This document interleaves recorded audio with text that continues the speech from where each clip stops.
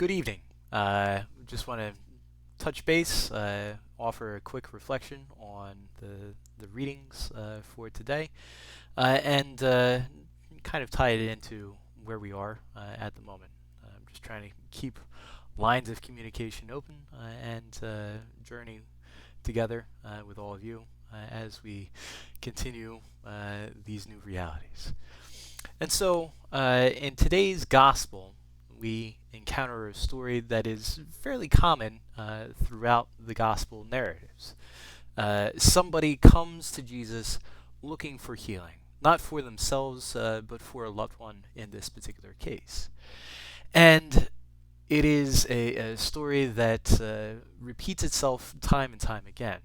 Blind men are healed, the deaf are given hearing, the mute speak, the lame walk, on and on and on and on.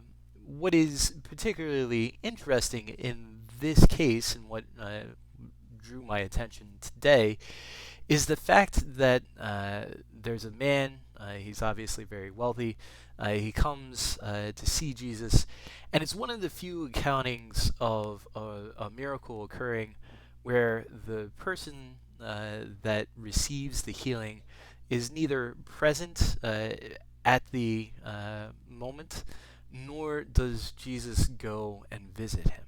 And so we have what is essentially a miracle at a distance. The man asks for healing. Jesus asks, "Do you believe?" He says yes. He goes home. He's met along the way, and his servants tell him, "Your son is going to recover. Is recovered." And he asks, "Well, when did this happen?" And it's at the instant that Jesus says, "Your son will be healed." And this stirs in the man something much deeper than just someone that he was previously, in terms of going to seek a miracle worker. Not only does he believe that Christ is a miracle worker, perhaps a great prophet, but he comes to believe the deeper reality that he is the one who is to come, that he is the Messiah. He and his whole household, as the gospel says, come to believe. And so, what does that mean in our context?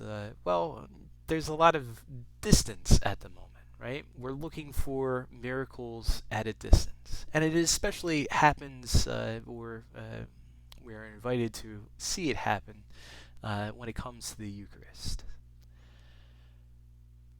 So many of us are drawn to the power and the strength of physically receiving the Eucharist in Holy Communion. And indeed, there is perhaps no greater gift that God has ever given us. There is perhaps nothing more fulfilling or satisfying than to receive Jesus Christ in the Eucharist, body and blood, soul and divinity, in his completeness. But we're not able to do that right here and now. And so we are being called in many ways to find that miracle again in a more distant form. To say that, yes, we believe that Christ can do things even though we can't be and cannot receive him in the physical way that we are used to. And so, you may have heard in other places, but I'm certainly going to recommend it here and now, the practice of what they call spiritual communion, an opportunity to offer a prayer which acknowledges the lack of the physical presence of the Eucharist, but still wanting to be in the presence and have God's presence be with us, to make it a spiritual communion of both God and individual. There are some very beautiful prayers, of which I'm going to include links to, so that you might be able to, in the coming days and as we move forward, offer that prayer with a sincere desire of finding the divine, just as the man in today's gospel looked for, received, and came to believe